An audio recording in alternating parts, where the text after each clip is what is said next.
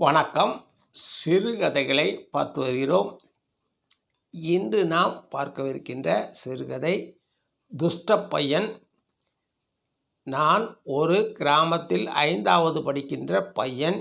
என்னை எல்லோரும் துஷ்ட பையன் என்றே கூப்பிடுறாங்க. யாரும் என்கிட்ட பேசுகிறதில்ல, விளையாட வர்றதில்ல.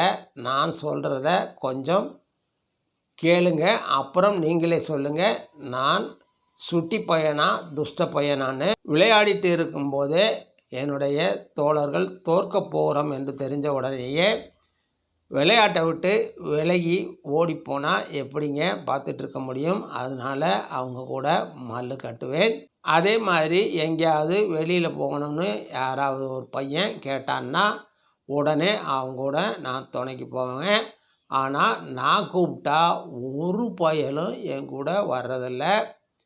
அப்படி கூப்பிட்டு யாராவது வராமல் இருந்தான்னா எங்கள் ஊரில் செந்தவட்டின்னு ஒரு தாவரம் இருக்கும். முடி மாதிரி முள்ளாக இருக்கும். இலையிலையும் சரி காயிலையும் சரி அந்த காயை பறிச்சுட்டு வந்து அவன் சட்டைக்குள்ளேயோ ட்ரௌசருக்குள்ளேயோ போட்டு விட்டுருவேன். அரிப்பு தாங்காமல் அவன் அல்லாடுறதை பார்த்து எனக்கு சிரிப்பாக வரும். ஆனாலும் பெருசாக ஒன்றும் இல்லைங்க. சாம்பலை எடுத்து அந்த இடத்துல பூசி விட்டால் கொஞ்ச நேரத்தில் அது சரியாக போகும்.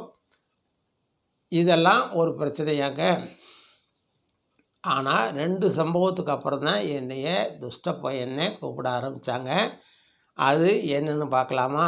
ஒரு நாள் பள்ளிக்கூடத்தில் சாப்பாட்டு இடைவேளையில் ஒரு 5 பேர் நாங்கள் குளிக்கிறதுக்காக ஊரணிக்குள்ளே போனோம்.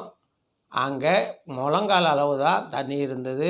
உங்களுக்கே தெரியும், உங்களுக்கே முழங்கால் அளவுனா எவ்வளவு தண்ணி இருந்திருக்கும்னு. அதனால் அங்கே ஒரு தரமட்ட கிணறு ஒன்று இருந்ததுங்க. தண்ணி இல்லாத காலத்தில் எங்கள் ஊரில் கிணறு வெட்டுவாங்க. அந்த கிணறை அப்படியே விட்டுருவாங்க. மழை பெஞ்சா அது மூடிடும். அதே மாதிரி தான் அந்த கிணறு இருந்தது. சுற்றி கொஞ்சம் உயரமாக மண் இருந்தது. நடுவில் தண்ணி ஃபுல்லாக இருந்தது. நாங்கள் ஓடி போய் அதில் குதித்து விளையாண்டோம். ஒருத்தர் குதிக்க இன்னொருத்தர் குதிக்க, மேலே ஏறி வர குதிக்க, இப்படியே விளையாண்டுட்டே இருந்தோம். கடைசியில் ரொம்ப கலங்கி போச்சு. இனிமேல் குளித்தா அரிப்படுத்துரும் அப்படின்ட்டு நாங்கள் எல்லோரும் கிளம்பி வெளியில் வந்துட்டோங்க. அப்போ தான் பார்த்தா ஒரு ட்ரௌசர் சட்டை மிச்சமாக இருந்தது. திரும்பி பார்த்தா அந்த நண்பர்களில் ஒரு முருகேசன்கிற பையனை மட்டும் காணா. ஐயோ, என்ன பண்ணுறதுன்னு தெரியாமல் பயந்துக்கிட்டு எல்லோரும் அவங்கவுங்க வீட்டுக்கு ஓடி போயிட்டோம். அடுத்த நாள் பார்த்தா ஊரணியில் அந்த கிணத்துக்குள்ளே இருந்து அந்த பையன் செத்து மிதந்திருக்கிறான். ஊர் மக்கள்லாம் ஓடி போய் தூக்கி என்னென்னமோ பண்ணி பார்த்தாங்க. அவன் பிழைக்கலை, ஏற்கனவே இறந்து போயிட்டான்.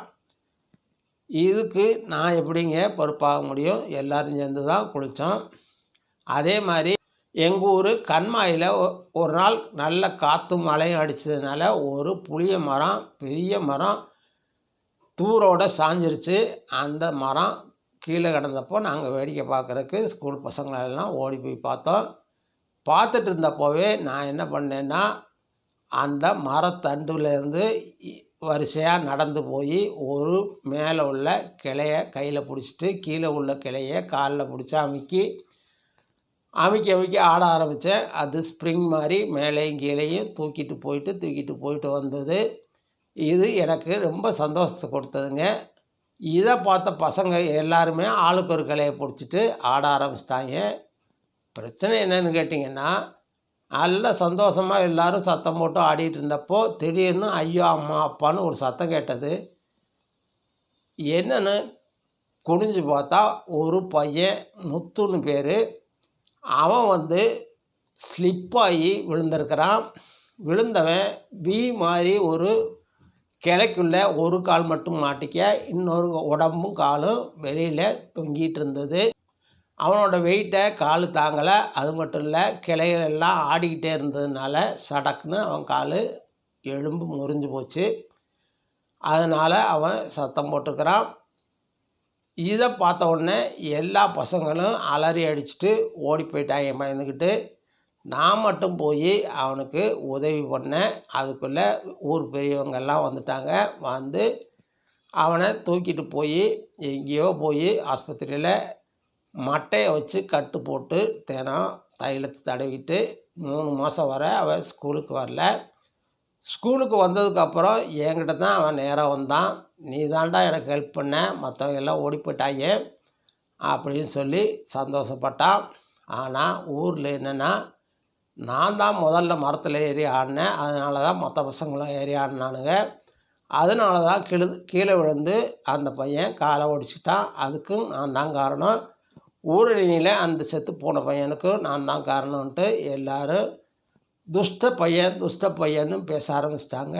நீங்களே சொல்லுங்கள், இது நியாயமா, தர்மமா?